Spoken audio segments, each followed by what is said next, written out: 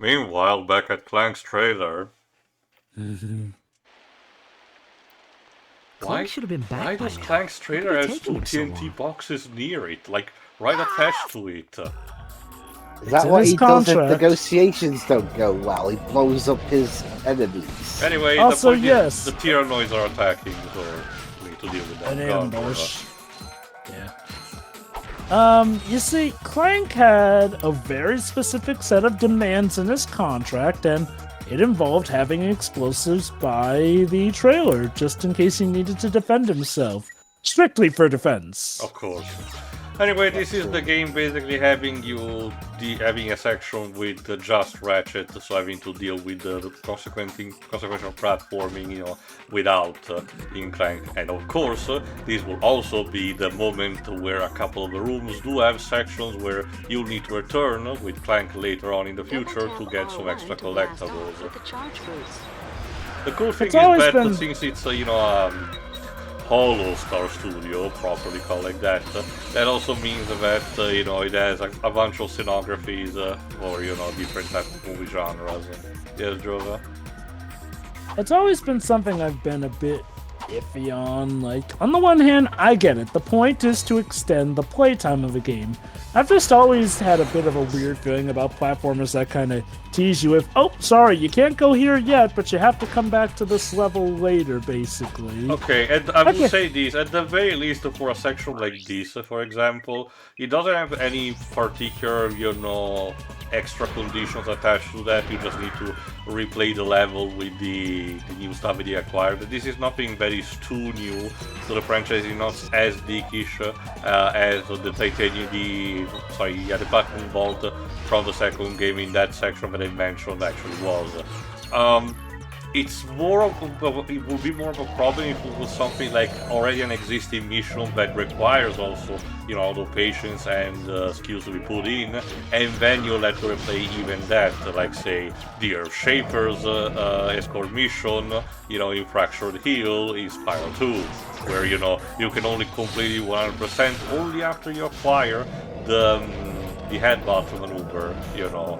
And Andre is like, oh, sorry, you cannot do that.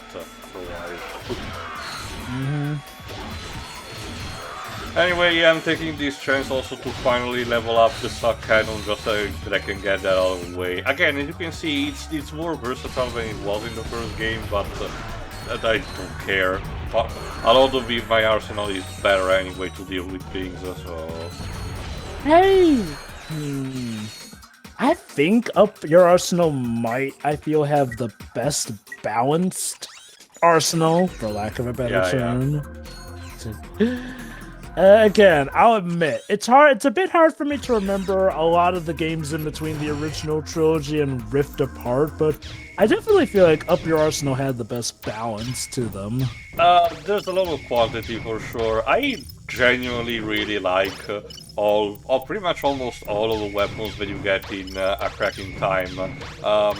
To make a long story short, because you'll be able to see when we get there, your three main type of weapon, the glove that throws bombs, the pistol, and I forgot if it's the shotgun or something else, are labeled as constructor mode, which means you can actually, you know, customize with modification that suits more your needs. And then you get a lot more exotic stuff, like I mentioned, I think during the second game to Lives, like there's a frog that acts as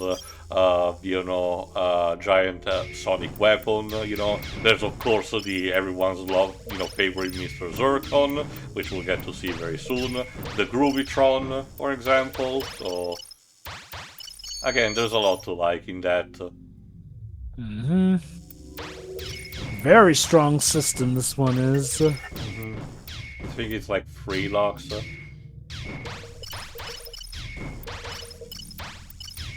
I think we're to the 4th one now. There we go. We're done. There we go. All that to get a lift. Basically. Well, remember, we're clankless right now, so... Oh, look, there are also slot machines. Again, don't show this to the ESRB, or we'll try to slap an M rating. Especially because you can actually, they're completely functional and you can get potentially a prize. I think there's even a trophy attached if you actually get a 777. Although you have to watch out because one of the, I think I might be able to show it, one of the prizes that you get is a TNT crate. So let's see what you get. Oh shit, yeah. Speak of the devil. You know... Who left a titanium bolt up here? God, someone rich enough. I feel like it might be a little illegal to have a slot machine that can potentially kill you if you get unlucky. But Jova, where's the thrill in that? I mean, I guess they must have people sign one hell of a waiver. It's the equivalent of that skit with the guy that says, I know writers who use subtext and they're all cowards.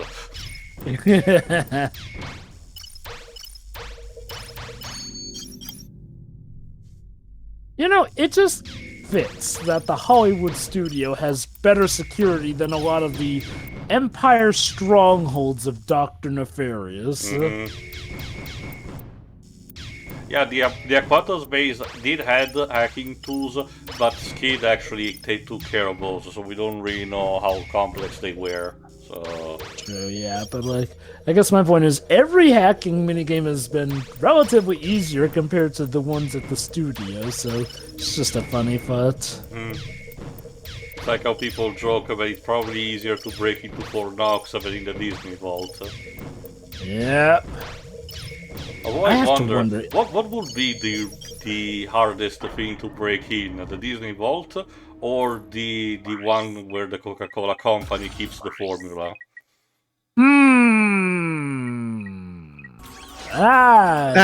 It's okay. Question. Oh, it's okay, Tail. All we need to do is get the 4 horsemen to break into said vault. There you go. Problem solved. Brilliant. So you want to get Ric Flair, Arn Anderson, and everyone else to get in? No, I was talking about the main characters of the Now You See Me movies. Okay. God, I forgot they were. They're making a third. I forgot. There's a third one coming, by the way. Yeah. I completely forgot they referred to the Horsemen. Also, bonus points that they once again have to replace the female character. No. Because... The casting says that she's coming back, and remember, the only reason it happened with 2 is because she was actually going for a pregnancy, and she had little, not scheduling conflict. Yes, you can make an argument that maybe the movie team, the movie team was kind of a bit of a dick, to not wait, a couple of months to reprise, then the shooting. But again, that's something that happened then, and like I said, we should be just glad that they managed, to work things out for the third movie. Again, it's just a matter of the fact that, these movies have not been the greatest, and I wonder what Lionsgate is seeing in this franchise. My guess is Lionsgate are desperate for a hit because, they have not been doing... We're still having the John Wick movies going on, despite everything. But yeah, even though we don't... Out this year. Yeah, but that's John Wick, their one thing. Aside from John Wick, let's see, there was the Borderlands movie. Yikes. Well, that was just a one-time off, and it's pretty much clear that the company was not particularly caring. For contrast, also Saw 11 is supposed to be released this year too. I'm just saying, they had a pretty bad year last year overall. There was Borderlands, there was The Crow. God, what was that other movie of theirs? Megalopolis. God, Megalopolis, which, okay, to be fair, I forget how much of that was them funding, because Megalopolis infamously, I think, had to be self-funded. Passion project. Does you mean Francis Ford Coppola? You're right, my bad. The point is that it was the director's, child rather than, the company wanting to expand its portfolio of IPs. I love how that's the one pitch meeting episode where the producer actually says no because, yeah, pretty much no producer actually said yes to Megalopolis. Francis Ford Coppola had to sell his winemaking business or something, and it's kind of like how George Lucas was supposed to actually have a profit from Howard the Duck in order to pay the expenses of the Skywalker Ranch, but because the movie bombed, he had to sell that. Oops. Whoopsie. Well, Like, on the plus side, he had to sell also Pixar, so you know, coincidences and everything. Like, I guess at least with Howard the Duck, that got a cold following. Alright, Like, hey, Megalopolis. I guess Clank managed to get away in the meantime. I was having my sprockets lubed. You picked a fine time for a tune-up. Where's Courtney Gears? Miss Gears has left the planet. What? What about Nefarious? Did she tell you where he is? Dr. Nefarious is aboard a star cruiser called the Leviathan. Okay. Nice job, Clank. So, I'll just call Sasha and have her track down that star cruiser. Oh well. I'm sure it's nothing. Yes. Anyway, thanks to the gravity boots, we can actually move also on to these before actually having to leave. If I recall correctly, there is either another titanium bug or something else that I can collect. Neat. Well, like I was saying, like, you know, at least, and I kind of get why Howard the Duck got a cold following. Megalopolis is, okay, it's a movie that's apparently so bad, no one's able to pretty much full-on describe what happens in that movie because it's just that nonsensical. There's a lot of speculation and people wonder if at the very least the parts of that were actually written by an AI, and I wouldn't be too surprised by that. If they just wanted to put on the hype factor about, you know, we're having these specific, you know, blacklisted celebrities, the ones that Hollywood doesn't want you to see. Wasn't it confirmed actually that AI critic reviews against it were made? Like, okay, I don't know if they were made by AI, but yes, the whole thing, marketing campaign about the bad internet reviews, those were actually fake. It's like, which is weird again because Lionsgate never really stood to that for marketing its products. Megalopolis had one of the most nonsensical marketing campaigns I've ever seen. Like, was the idea to drum up sympathy by showing off bad reviews? Oh, because it worked so well with GOTY. Weren't those reviews made up? Yeah, like he said, fake. Yeah. I recall the speculation was that they were actually made with AI as well. Well, considering again they were really short, again, like that would have to mean someone was really that lazy to not come up with a full sentence, which wouldn't surprise me, but I don't know. Again, I don't need to look up. No, but also, there's also the entire weird thing about the fourth wall breaking. I remember someone mentioning that at least in early screenings, there were supposed to be a section where like one of the characters had to interact with a person that was in the audience, and was specifically planted there just for that particular sequence. And I'm like, how would have that worked? Yeah, I know, it's weird. Would that have like required somebody to be in every theater room or something? And anyway, it's time to check up on Skidd. Awesome. A few minutes ago, this totally tricked out space limo rolls up, and dude, you won't believe who was in it. Courtney Gears. Oh no. Uh-oh. Were you spotted? Oh dear. No way, man. I've been staying out of sight, keeping a low profile. I'm like a shadow, dude. And you're sure it was her? Totally. She even autographed my T-shirt. You know You idiot! This thing is worth? Skidd, get out Yeah, of there! remember when Skidd was actually competent in the first game? I'm not sure competent's the best word, but he was, Oh. Skidd's in trouble. We better get back to the Obama moons. Get back to the Obama moons.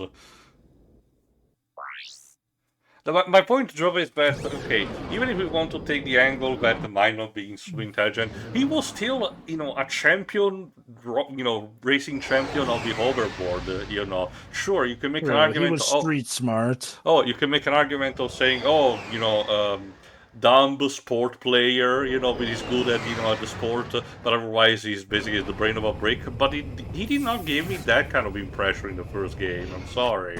Like, it's okay. This is I kind get of what you mean. flanderization, basically. I do get what you mean. Like, he was dude bro-ish, but he wasn't. He never gave off the inkling that he was full on stupid. Like, he seemed street smart at the very least. Anyway, although, to the story's credit, we never did actually see how he handles as, like, military personnel as he is now. Anyway, there you go. The third segment of Giovanni Moon is to get inside that vault that Skidd was actually trying to open when we left him. So that's basically us getting finally to see what's the deal with Courtney Gears. Alright, finally upgraded this stupid thing into the vortex cannon, which, ooh, it fires comets now. Sure, better projectors, I guess, but still no fucks given. Also, is it just a case that you prefer other weapons, or you just I have better weapons in my arsenal. Again, I get the utility of disposing of small enemies while at the same time not having to rely on ammos. But because of the variety and the efficiency of others, it's like I can literally whip out something different. I think I get what you mean. It's kind of like the leveler in a toolkit. It's the thing you'll rarely use compared to the more, also, this is very trippy, very 70s as design. Yes.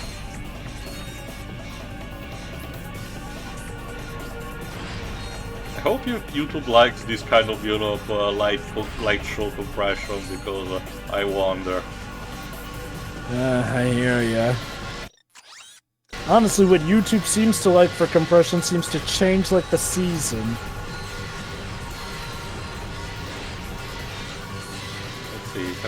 I managed to actually upgrade the whip. You might have noticed, but one cool thing about the whip is that the color changes with each level that it acquires. It starts off in a more tranquil type of shade of orange or yellow, then it gets progressively darker, and then if I calculate level 3 becomes azure instead. Possibly to represent different types of heat, but again we'll be able to see.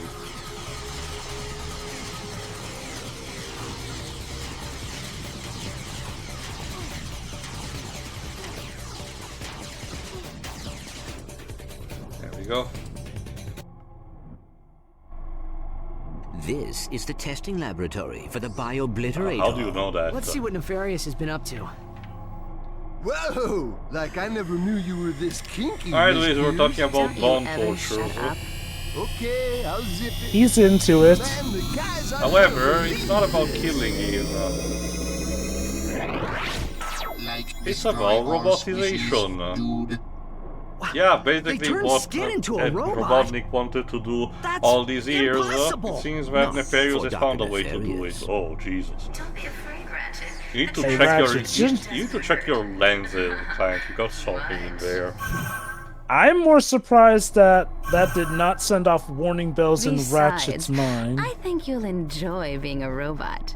Let's see if you can fight better than you can sing. And for that line, Ratchet did not add subtitles. Okay.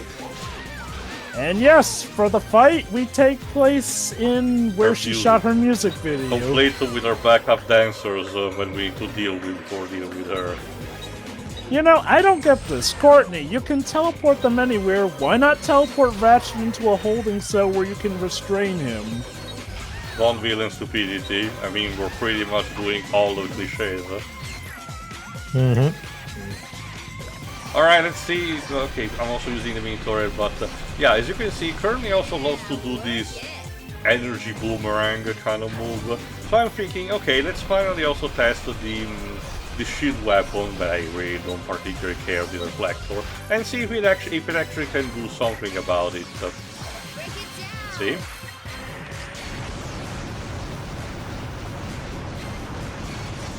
Nope, it just goes through it. She has all the hacks, I see.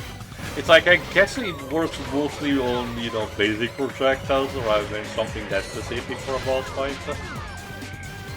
Also, I know that it looks very intentional, but I swear, the fact that I'm using the whip to destroy the backup dancer is just unintentional.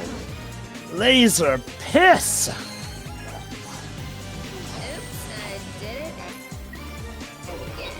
And besides, she said it. She said the line. The Hydra works better because it's a good actually weapon. God, imagine if they'd actually gotten Britney Spears to voice her, at least for that "Oops, I Did It Again" line. I mean, it wouldn't be the weirdest star they've gotten on this series. At least, okay, don't remember any particular pop singers that they got for voice acting. You know, it's not like Hell of a Boss where they got, what's her name? Kesha, of all people. Wait, they got Kesha in Hell of a She already Boss? told me that apparently it's because the creator of the show has connections, so... The one thing I do remember is how in the first Kingdom Hearts they got Lance Bass from NSYNC to voice Sephiroth of all people. I don't. Well, Yes. we're mostly talking about the series instead.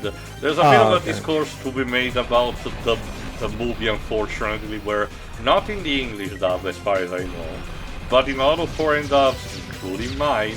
I think the company who published the movie, because I think it was Universal, but I don't remember 100%. Point is that the company thought it was a good idea for marketing purposes to use YouTubers for, you know, voice acting, because, you know, gonna need to spread the Gen Z stuff and all. And, you know, shockingly, people did not particularly like that. Like, I want to say, there's a time and a place to use YouTubers in official It content. was done for marketing purposes rather than seeking genuine talent. Like, again, elaborate more when we get to the movie, at least for my country. One disposable pop star disposed. Classic Clank humor, of course. Okay. You okay, Clank? Transmission from the Phoenix.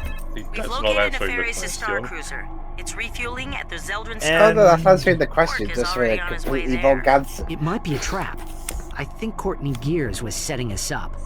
Even so, it could be our only chance to stop Nefarious.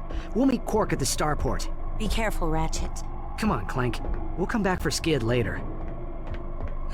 Yeah, that's kind of a weird part of the plan, though. So Nefarious knowingly tampers with Clank, but still lets him come to where Courtney Gears is waiting for them, with the knowledge that, you know, Courtney might be taken out. He didn't think to have Clank turn on Ratchet at that moment. Although, to be fair, that might be just part of how Nefarious plans his schemes, but I digress. We'll have to see what happens. Also, no new armor set for the time being. But since we do have a new Holovid, and apparently Skidd was put in the cage. Goddamn. Well, let's take another chapter, you know, in Qwark's life, the shadow of a robot. Speaking of he's actually very important in because he established more about Episode Nefarious 3, himself. Shadow of the Robot. For 6 days, Captain Qwark clung to the ship like 6 the days, he dung held of a his giant breath, green of space course. bird.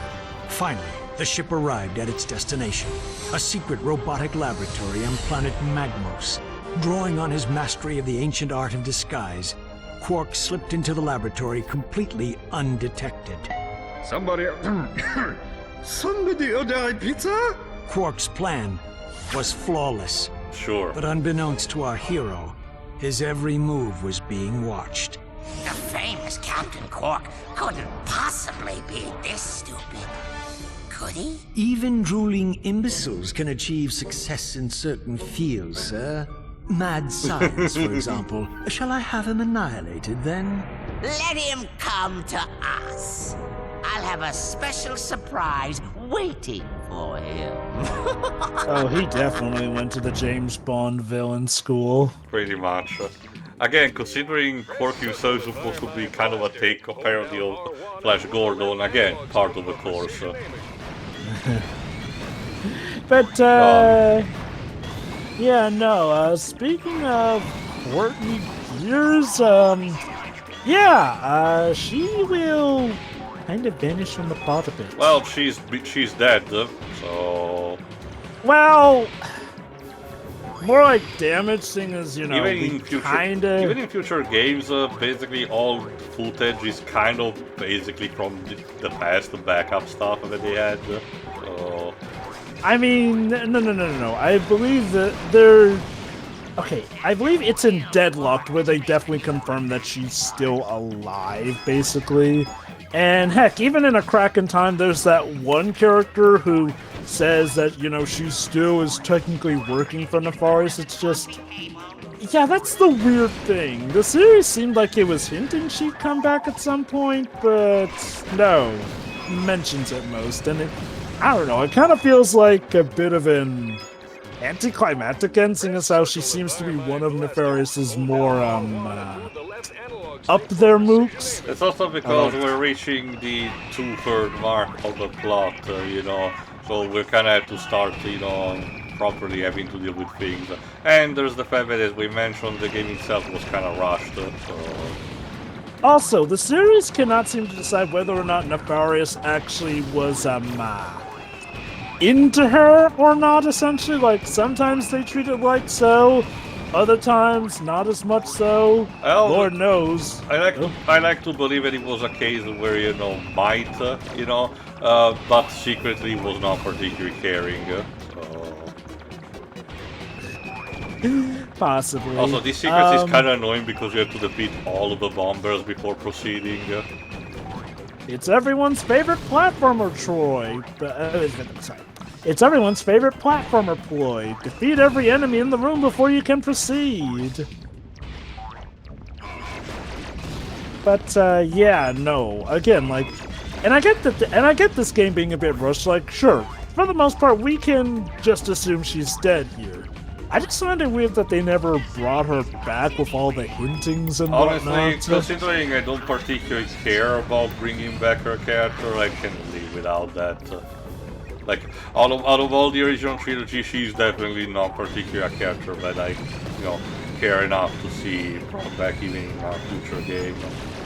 I will agree that, you know, it's not a weird tragedy, but admittedly, it's something that I feel for a lot of characters with how fast and loose later games played after the original trilogy. Again, I'm not saying it's automatically terrible that a lot of those characters didn't come back, but it felt like the priorities were a bit skewed at times, like... And look, that's not to say that the games still weren't good. They pretty much, for the most part, got the logistics. You make a good story with Ratchet and Clank, fair and fine, it's just... When it comes to the lore and continuity of characters, it definitely feels like they play fast and loose, or kind of go, oh, that character was a thing. Whoops, silly us, we forgot. Here's a little side bit. Alright, you don't get, Oh, the hell's that picture? Yeah, you don't get a panel boss, unfortunately, for this, so we'll get to what I feel for. And also I missed 10 points. Fuck. I'll get them off screen.